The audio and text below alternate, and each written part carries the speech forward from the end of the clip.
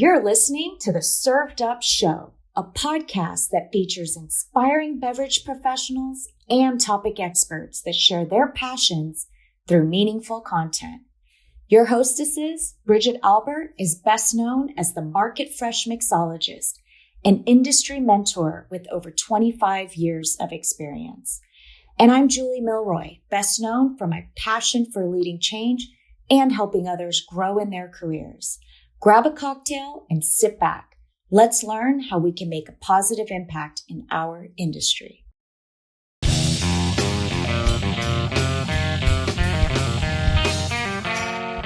Hey y'all, it's Bridget here.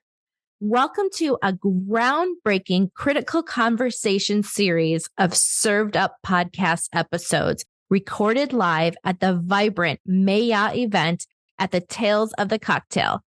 Get ready for a riveting lineup of episodes that delve deep into the heart of what the beverage industry truly cares about, from sipping on powerful discussions about diversity, equity, and belonging, to raising a glass to conversations about the oppressive shadow of censorship, and even toasting to the importance of cherishing the elders of the LGBTQ plus community, and so much more. We're here to uncork critical conversations that will leave you inspired, informed, and ready for action. So get ready, folks, because we're about to get served up a series of these conversations that will quench your thirst for knowledge, ignite your passion for progress, and leave you with a renewed sense of purpose. Let's do this. Hey y'all, it's Bridget here. Welcome to a truly captivating episode of Served Up. We're about to embark on a journey of acceptance, celebration, and the power of authenticity. Our guest is an incredible human in the world of spirits, an advocate for change, and the inspiring LGBTQ plus national ambassador of Bacardi, the one and only Chris Cabrera.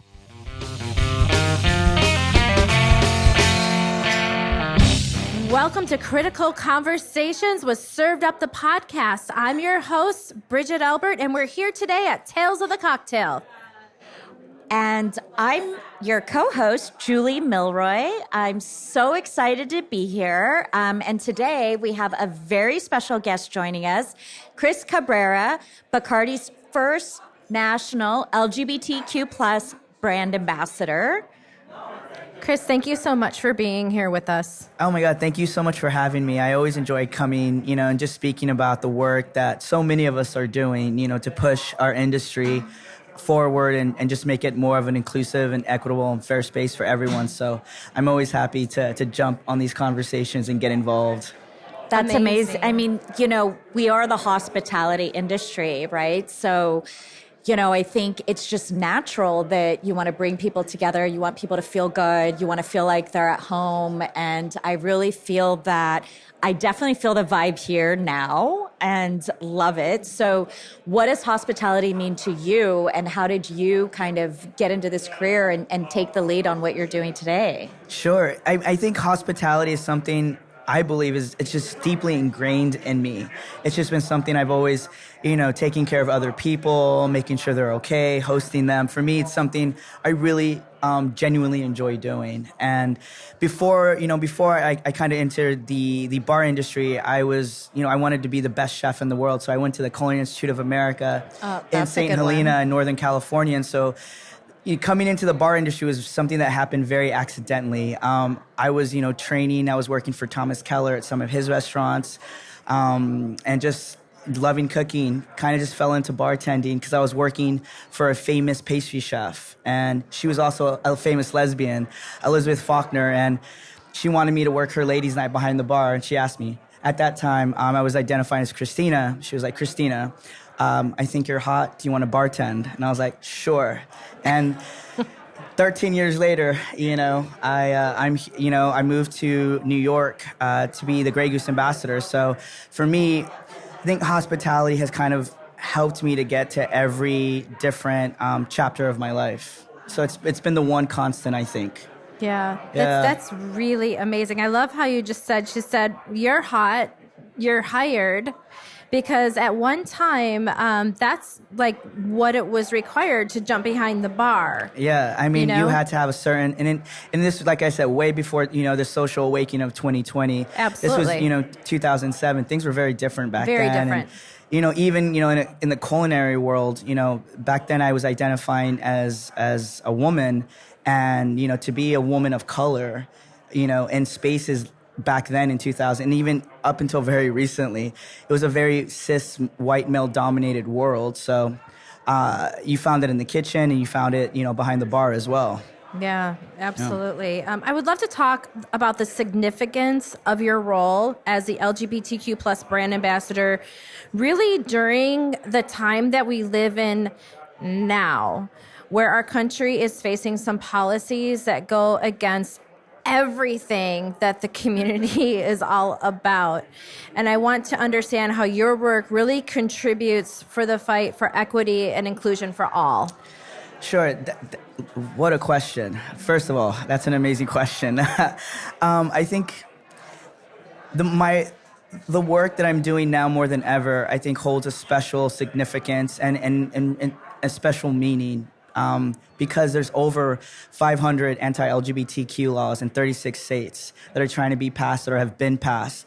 So right now, it's more important than ever that all these communities and these places where they have the most egregious laws see that people like us, brands like us, a whole pocket of the industry that's different from the LGBT community sees them. So it's been really important for me this past year to make sure I was visiting cities and supporting cities that could, I've been to Indianapolis. I went to Indianapolis, Pride in Indiana. They have harsh anti-LGBTQ laws. I went to Nashville, Tennessee, where I'm essentially putting myself in harm's way because I am transgender and, I am a person of color. And in Tennessee, I could get arrested for going to the correct restroom. And so for me, I had, my wife was worried. The folks I worked with were worried and, concerned. I was like, I have to do this. I was like, they live there every day. I can go visit and support them. And it was really important for Bacardi. Bacardi has always supported me in doing these things. So throwing these drag events and just having the community and meeting with them and talking with them and just getting to know them. I think the media does a disservice a lot of the time with our community. Yes, they're living in these really, really harsh states that, are basically saying we shouldn't exist, but they're still living their lives and they're still thriving in their own way. So for me, it's important to get to as many of those cities on Bacardi's behalf as I can. And I think remembering that Pride started as a protest. So hope that answered the question. I know that was a roundabout way of getting to it, but I think I got to Chris, it. you No, and I Come just, on. it's fantastic. I think that it definitely comes from a place of, of who you are as a person and as a leader. So like, what gives you the courage to do that, right? I mean, put yourself in harm's way to go out there for something greater than yourself and your own situation, especially in these areas that, the laws and policies are not in your favor. How do you find that courage within yourself? My entire life, I've always considered myself, a fighter, and I've never liked being told I can't do something. And I've always done it just to spite, being told no. And I think I get my courage because if not me, then who? And, I am fearless to a point, and it's been, my detriment, but also a blessing and a curse. But when I came out as transgender at 41 years old, I'm 44 now, so it's only really the last 3 years I've been living my true self. And I found this newfound confidence that I never had before because I was in the correct body, living my life now. And with that confidence, I wanted to make sure that I'm in a place, within Bacardi, within the industry, where I have, that 15 minutes, I have that bullhorn. So I'm gonna use it for, as long as I can and as long as I have it to uplift my community and make sure that they're getting the same resources, they're getting the same tools. Because I think there's so much beauty, and I think, trans folks are magical. I think being trans is our superpower, to live. So I said it on another podcast I was on, but being transgender, this is the happiest I've ever been in my life, living my truth. But this is also the most terrified I have been living my truth, because when you're trans, you can't live in your truth and not be scared at the same time. So for me, I understand that. So, and like I said, I'm older now. And what a lot of people have to remember about the LGBTQ community is I'm a Gen Xer, but there are not a lot of boomer queer folks around because of the AIDS crisis. We lost a whole generation of elders, of playwrights, of lawyers, of doctors, of leaders, of revolutionaries, of people who are doing what I did. So I almost feel, being a 44-year-old trans person, it's my obligation and my honor to create more space and to leave this world better than when I found it. So I think that's where the courage comes from. And you're doing it. I hope so. Sometimes are. I get stuck in when you're in the work and you're doing it every day. Sometimes it's hard to take a step back and understand if you're really making a difference. If it's if everything that I'm going through emotionally, mentally, and physically to do the work, if it's making a difference at all. And I think it's nice to hear that.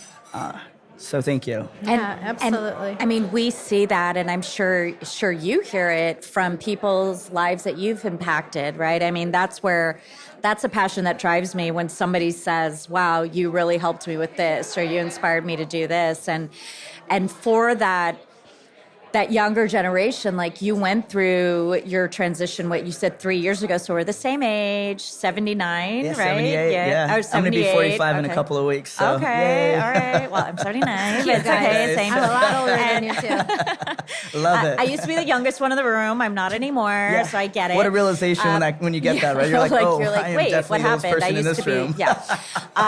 But I think, having that confidence, and sometimes it does come with life experiences. So what do you say to that next generation, people that are like still not wanting to come out as their true self and being who they truly are and being comfortable with that and being happy, even if it's a little scary? Like, what do you say to those people? To hang in there, I think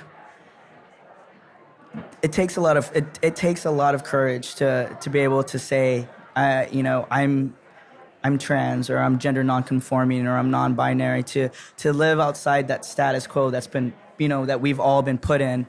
So what I always try to tell, the next generation of queer folks is to live your truth as unapologetically as you can, because and if you aren't in the space to do so, right then and there, know that your time will come, and not to give up on yourself. I think, a lot of the queer folks in all these, red states, they're scared. And I think for us as queer elders, we just want to tell them to keep going and not to give up, and that they'll find their people. We all did it. Some of us, it took longer than the other. I lived as Christina for 41 years, so I'm living as Chris now. And, I know trans folks who have started transitioning in their 60s, because it's just a journey for some people. And to come to that to be 100% honest with yourself, that's a tough thing. So, just hang in there, do not give up, and know that there's a whole community that loves you and wants you to succeed. Mm-hmm.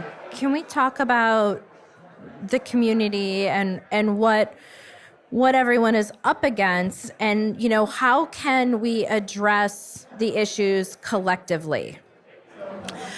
I think collectively it's all about listening. I think, as a society, we're just not very good at listening. We always want to be heard, but we don't ever want to listen.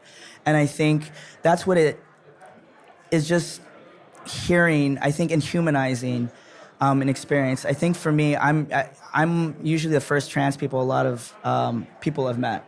Mm-hmm. And I want them walking. What I do with them is I just talk to them, and I really just humanize who I am. Mm-hmm. It's easy to hate an idea or a thought of who someone is, but when you're faced with someone and they're kind and they're generous and they're, forthright with you, it's hard to dismiss it. So I think, collectively, I just think it's coming all from the same place, at knowing, as a person, because as a trans person of color, I'm still learning things. Sometimes I still misstep. I misgender sometimes, and it's all a learning process. And I think all of us have to understand that and be more gracious with each other to understand that we're all going to make mistakes. This is new territory for all of us, especially, the older folks, the Gen Xers and the boomers, not that we're set in our ways, but, we've been living one way a really long time. So for me, if I can see the change in someone and, they may say, ignorant things, but I correct them and then they're willing to listen to that, I can work with that. Yeah. I can always work with someone. So I would say collectively, open mind, come in with an open mind, come in with grace, and come to listen. And don't center yourself. Like, listen to the people that you're fighting for and know that the people you're fighting for, they're uncomfortable. So you're going to be uncomfortable. And be okay with that uncomfortability. Be okay that, it's not going to be an easy road, but being, there for the fight means you're there through the good and the bad. So. It's beautiful. I think you said it. And this commonality in this topic has come up with a lot of the conversations we've had with our guests. And it's just humanizing, right? And like the opposition and people that come up with these policies they're dehumanizing who people are and coming up with rules and laws to make us like we're all like robots or something. But ultimately we are human. And they've even said, like, despite what we see in the media and the news, you think like you're going to go out there and everybody's going to hate on you. But once you like meet people human to human, people have a lot more natural empathy. And I think you have to believe that there's more people that will relate to you as a human versus the latter. Absolutely. Michael J. Fox made a comment, and I will never forget it, through his Parkinson's disease. But he said, with optimism, with gratitude, optimism is sustainable. And so for me, that's really what it is. You have to find the good things. And when I've been to these cities, like when I went to Nashville, I was nervous. Yeah. I'm a trans person of color. There are anti-trans laws there. I was looking over my shoulder, but what I found was the most welcoming, warm, like, allies and queer folks alike. Like, it was a city where mostly everyone didn't really care, but it's always like that, the small minority that's always the loudest.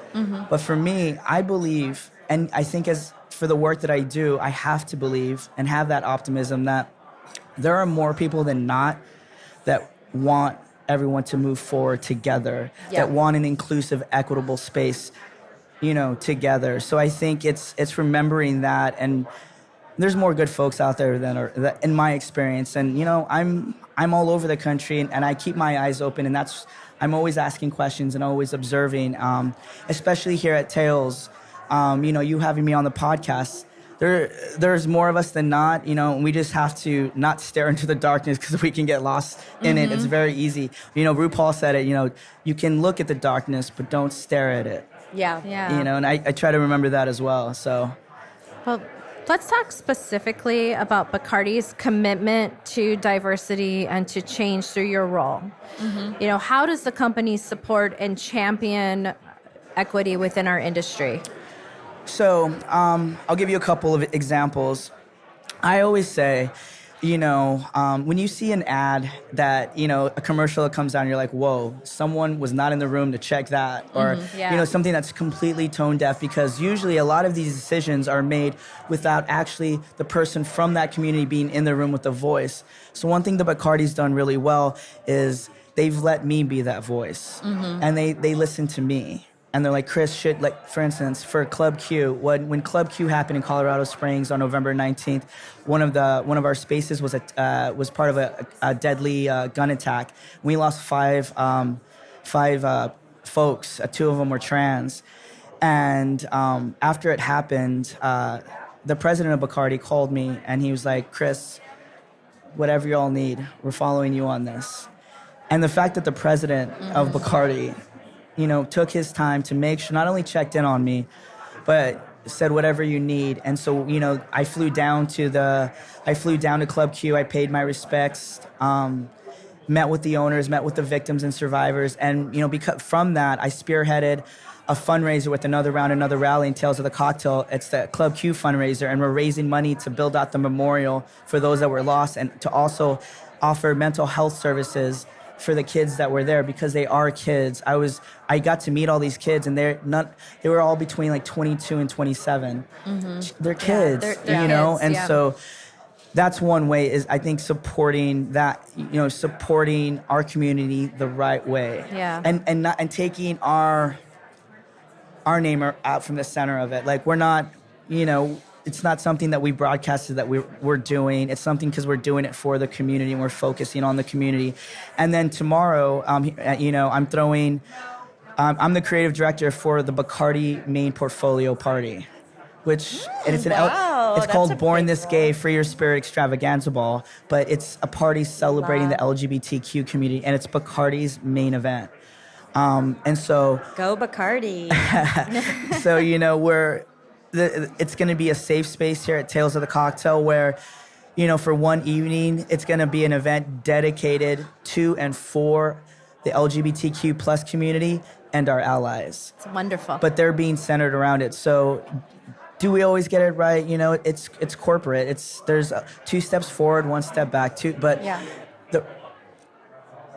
it's being made. Yeah. And I think a lot of people have to understand, within a corporate structure, it's very different than being able to just, it's very systemic. So breaking it down, and it's going to take time, but piece by piece. But I'm in it for the long haul. I think there's people who fight on the outside, but we need people who fighting on the inside too. So yeah. No, and it takes a level of patience and graciousness to be able to come into something that is systemic, and it's worked this way for so long. But kudos to Bacardi, that's like, you know what, we know, and you don't know what you don't know. So the fact that they bring in people like you, to like represent these issues and really make a change is huge. And we need the Bacardis of the world, right? And that's what I say is like, the liquor industry is so lucrative. I mean, like, let's not lie, right? I mean, they're making like gold, and it's great, and I love it, and I think it really brings people together. But there's also so much opportunity to use that power for good. And, you're proof of that, being able to represent Bacardi and an entire community. Yeah, and I think it's a reciprocity for sure. In a way, Bacardi, Bacardi gets to do all these amazing things for the community, and I get to help my community. So I think it's a partnership, and I think we both understand that it's a partnership, and we need to work together to move it forward. And for me, imitation is the highest form of flattery. So, I want all the brands on it. I hear that we're not the only LGBTQ event this year at Tales. That is amazing. That's amazing. That is awesome. That means that, more brands are coming, are starting to understand and starting to see that the more you include, the more you're going to get. The more brand, and there is no community more loyal to brand loyalty than the LGBTQ plus community. Like, for instance, Absolute. I know I work for Bacardi and I represent Grey Goose, but Absolute has been, with the queer community since 1984. Yep. So I will just personally, as a queer person, I will always pay them the utmost respect, and that's one brand that I will never try to take, business from, because it's Absolute, and they've always done, what they've done. But I think, we're getting there's there. There's room for everybody, right? There's room that's, for everyone. That's what we're here for. The LGBTQ plus community spends over $3 trillion a year on consumer products and traveling. Like, why not? Trillion, folks. Trillion with a T. That's a T. Why wouldn't you want that business? Yeah, why wouldn't you? Why wouldn't you want that business? As long as you're doing it authentically and not rainbow washing, I say the more the merrier. I want everybody, to come join us. That's right. Well, Chris, can you tell our listeners where they can find you? Sure. Like on social media. Yeah, so give us your handles. Well, so for the rest of the week, no. Yes. Yeah. So my Instagram handle is at Chris Cab, CHRSCAB. Chris Cab. Yeah. I'm based in New York City, but I travel all over the country. I throw events all over the country. And please, if you can, we do have the fundraiser happening this week at Tales of the Cocktail. If you can donate or buy a shirt, all the money is going to build out the memorial for the Club Q the Club Q folks that we lost, and to help get these kids some much needed mental health services. Wow. Well, that's, incredible work that you're doing, Chris. And it takes leaders like you to make the change that we know has to happen. So what's next for you? What's your ultimate dream for you? I just have to ask. Of course. No. It's funny that you asked that. I feel this year has been a very, that is the great question. I'm still trying to figure that out. I think, so I am transitioning still, and I've been on hormone therapy for the last year and a half. So it's crazy because on the outside, I'm this 44-year-old adult that's this activist and this leader and this hard worker. But inside, I'm this 16-year-old boy that just wants to experience the world. And, I feel like I'm not sure what's next, but I know whatever it is going to just be what I'm doing, just to a much more in-depth, much more grander role. Living your best life. Yeah, I'm doing my best. As Mariah Carey says, doing the best I can with what I got. That's it. Well, on behalf of the Served Up family, Chris, I want to thank you for taking time out of your very, very, very busy Tales of the Cocktail schedule to spend a little bit of time with Julie and I. Yeah. And I want to wish you just some great health and a lot of peace. Thank you for being on the show. No, thank you for having me. Really, I love doing this. I love, helping. It takes a village, and we're all part of that village. And so anytime I can help you all and vice versa, I will always be there and willing and ready. So thank you. Thank you. Yay! And that's a wrap. Thanks for listening. Served Up is brought to you by Southern Glazers Wine and Spirits. Produced by Zunu.online. Music by We Killed the Lion can be found on Spotify. Make sure to subscribe to be notified of future Served Up episodes. Cheers!